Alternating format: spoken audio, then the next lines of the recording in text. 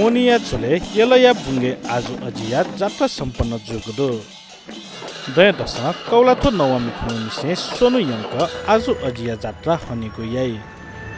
ठुगो जात्रा बले गोर्खा विराजमान जिया चोम मनकामना द्य सोनु या नीति बुंगे बुंगेको जनविश्वास